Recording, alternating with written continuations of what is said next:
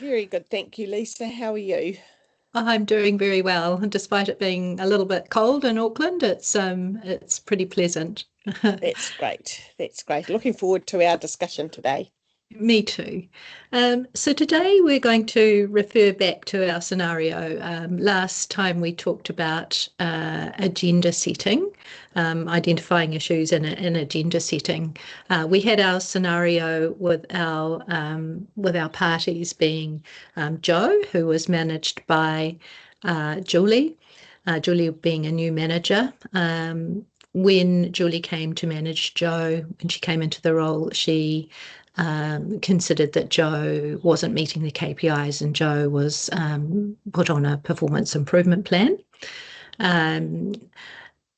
After a few weeks of the performance improvement plan, an email from Julie, which she sent to her manager, Max, went to Joe inadvertently and had some derogatory comments about Joe, including that she was thinking about giving Joe a final warning and that he had been behaving like an idiot some of the time.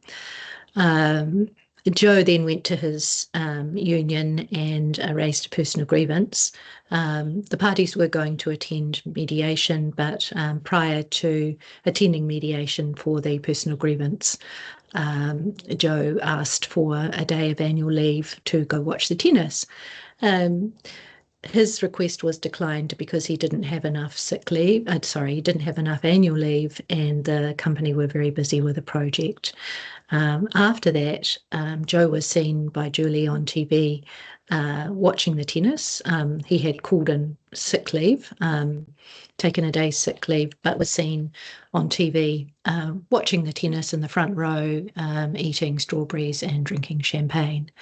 So then the parties, if you remember, agreed to put pause on the personal grievance and attended mediation. And last time we developed some agenda items, which included relationship, communication, reputation, and process/expectation. So we kept the mediation agenda mutual and neutral. And in having developed our agenda, we are now moving on to the joint or the main discussion today. And so, Judy, I just wanted to ask you, what role do you think that the mediator can take in the joint session? Yeah, I think it's really important that the mediator focuses on their role being to facilitate the discussions between the parties and to put thoughts of being a problem solver to one side. This is one area which can be a challenge if problem solving's been part of your career prior to you taking up the mediator role. For example, if you've been a lawyer or a HR consultant where your role is to help people resolve problems. This part of the mediation is really important that the mediator focuses on facilitating the discussion between the parties. So I think it's also the underlying principle is to be balanced and fair, not to impose any judgment, and be impartial throughout the process. So always making sure that the parties feel that you're acting fairly towards each of them. I think the way to introduce, sorry. Oh, sorry. I was just, we're on the same page. I was just going to say, how would you get your agenda started? Given that maybe your first agenda item would be reputation. Sure. Well, the first thing that we'd say in introducing the session would be this is the opportunity for you to talk to each other now more about the issues that we've identified in the agenda. And I think maybe we've agreed to talk with, say, reputation first. So we've heard that reputation is really important to each of you. I wonder if you'd like to talk through the issues and the reasons why that's so important. Now, and Joe, perhaps you'd like to begin with that, and I'm going to ask you to contribute in just a moment, Julie. So again, balanced, impartial, and assisting the parties with that flow through the agenda or the identified issues. Sure. Yeah. Yeah. Are there any other general principles for the mediator in the discussion of the agenda items in the I joint think discussion? one of the important things is the mediator is there to sort of move the topic, or move the conversation, or the words being used, away from positions to more to sort of understanding each other's interests and needs. So questions such as, why is this so important to you, helps a lot in helping parties understand their own needs first, to really realise what is driving this for them, and to be able to articulate that. And for the other party to have the same opportunity, obviously, but also to hear what those needs are, because that can open up options further down the track that they might not have thought of as an outcome. Trying to keep the conversation even and so that they can equally contribute to it, so they're not hearing from one party and then the mediator calling for a response to that from the other party, but saying things like, having heard what Jo said about that issue, is there anything you'd like to add, or is what would be your thoughts around what happened then? Rather than responding, because otherwise you'll get retaliation or repudiation of what's been said, rather than opening up the discussion to understand better each other's perspective. Yeah, and those are sort of some techniques that have worked for me over the years. You've probably got some others, but I guess one of the things that we were talking about there, that it's not a clean process. No, This it's discussion pretty across the messy. table Yeah, you can can get have pretty your beautiful messy. agenda. That's right. And to be a bit relaxed about that. So we were talking about what some of the issues that might arise that sort of upset that agenda or upset the discussion. And I wondered if you wanted to talk about some of those. Yeah, I mean, there are a number of barriers or roadblocks that can come up to the progression through the agenda, and direct communication between the parties, which is what you're aiming for. And not all lawyers, but there are lawyers or representatives who might dominate the conversation and be talking more about legal rights, obligations and remedies. And that can be a bit of a distraction and can prevent the parties from moving away from legal positions or positions into the interests, the things that are really important to them, the things that they really need. And so you might have already dealt with that issue in your pre-mediation meeting. You might have, or your intake, you might have coached the parties, including the representatives, and asked them what kind of role they were going to take, and primed them, the parties, to have direct discussion between each other, and a bit of prevention of the legal positioning taking over. Other things that can impede a conversational flow through the agenda can be when high emotions take over. And that's something that the mediator can be really alert to. We all know that when people get really angry, when things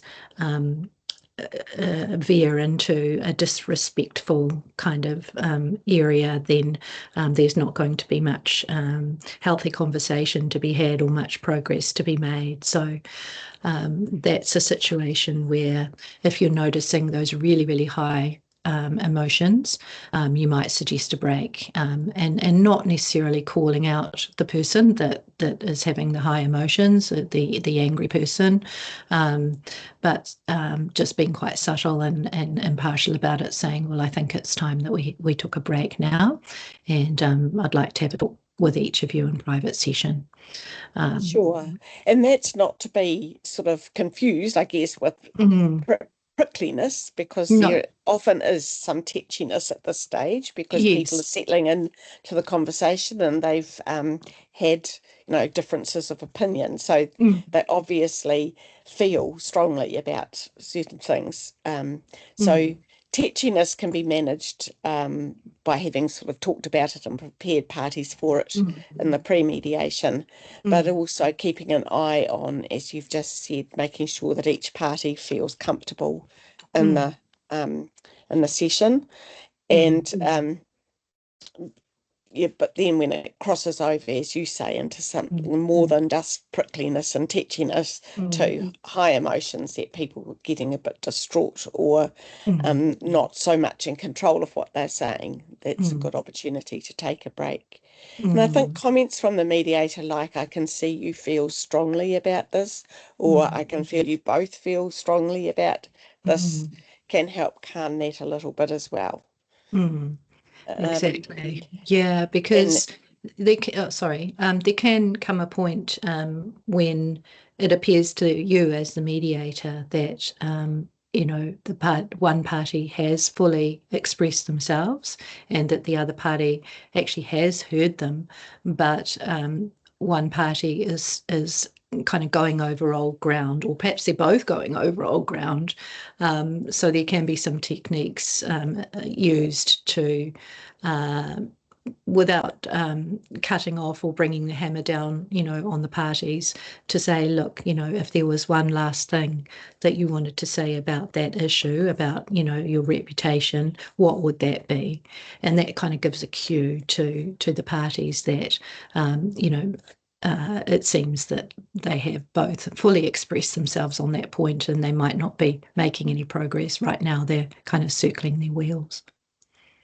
sure, and I think it's fine for the mediator to say we seem to be going over the same Mm, ground.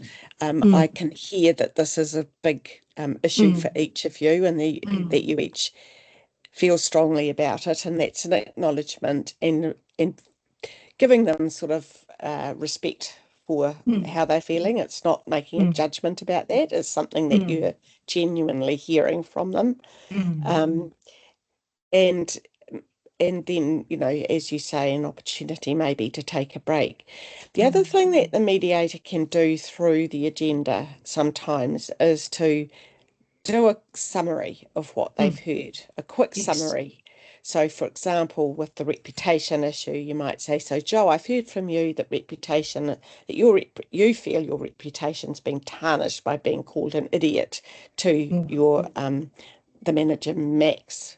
And that's made you feel really small when you come into mm, work. And Julie, from your exactly. perspective, you know that you're feeling your reputation has been somewhat tarnished by that happening, Mm, and that you wish it hadn't happened that way, because she might have mm, said that. You using the words that they have said themselves, mm, not mm, adding your own slant to it. mm, And mm, that helps them feel they've been heard on that issue and mm. able to focus on another one. Um, So another that's summarising, as a reinforcement that someone's heard, but it's also kind of headlining what they've said to each other in their own exactly, words. and Yeah. maybe there's also that sort of, I don't know if it's a tension, but it's an issue or a challenge around Mm, using their own words, but also the power of the mediator sort of reframing an issue mm. to detoxify it. So both parties Yes. can see it as a joint problem rather Yes. than their own position. So it's always helping them see it as something that they each can contribute to or each have been Mm, heard on. And I think that that's what ultimately, helps them be able to yeah. start moving on and looking at the future. Mm. Mm, that's right. Yeah. There's also something that can happen where one party might be very, very helpful when you're moving through the agenda and the discussion and kind of jumps to problem solving mode. And in this scenario, Julie might say, for example, oh, well, Joe, you're really concerned about your reputation with Max. You feel really embarrassed that, Max, who you respect, has, heard you described by me as an idiot. Why don't we just have a meeting about it with Max? And look, I'm really, really sorry, and we should just sort this out. What about when parties kind of jump to cut to the chase and move to problem solving during the joint discussion? I think one of the things the mediator can do in that situation is to say, well, that's an option, and let's think about that when we get to that point. But at the moment, we're just making sure that everybody's interests have been understood and heard by each other. And it's great that you're thinking about ways forward, but let's look at that just a little bit further on. Because you're right, because Joe might not have kind of gotten to the heart of the problem. He might not necessarily, Max having received that email might not be, why he's worried about his reputation. It could be something else if he hasn't completely finished. Yeah. So it's making a few assumptions there. And that's only one aspect of the whole issue, because we've identified there are other agenda items that need to be discussed as well. So remedying that in isolation might not be of assistance in remedying the whole issue. Could be a sticking plaster. Yes, exactly. Okay. Well, I guess, Judy, if you had to sum up the mediator's role in the joint session, what are your thoughts on the mediator's role and the really important things that happen in main session as far as moving towards the resolution? I think that the summary would be what I sort of started with, which is to make sure that you're not taking the role as problem solver, that keeping the conversation open and your role in it open, not predetermining any outcomes, maintaining your sort of impartiality and being fair to each party and making sure that each party feels they've had the opportunity to contribute. Acknowledging emotion as you hear it, but acknowledging it in a fair and balanced way, not taking one side over the other. Asking really open questions so that you're not sort of in that role of being very direct to one party or another, because that can show them that or they might feel that you've formed a view about it if you ask a very direct question to each of them. You can ask questions of clarification, but the point of those questions are for each party to understand each other better, rather than for you to feel that question's been answered to satisfy your curiosity, interest, if you like. Yes. Yeah. So always focused on what do these parties need in order to get to a point where they can talk about the future. We're building the foundation to move from the past into the future, and perhaps develop some feasible options to resolve the problem in the next stage of mediation. Yeah, and the mediator always to be mindful that the parties feel respected, that no one's feeling uncomfortable, and providing a safe environment for a constructive discussion. Exactly, that everybody's mana is upheld throughout. Yeah. Right, well, thank you for that. It was a lovely summary, Judy. Thank you for our discussion today. Really wonderful. I look forward to our next session, yet to be announced. I look forward to it too, Lisa. I find these discussions really helpful in my own practice and my own thinking about mediation. So thank you. Yeah, they're a tonic. You're a tonic. Thank you. Ka kite, Judy. Ka kite, Lisa.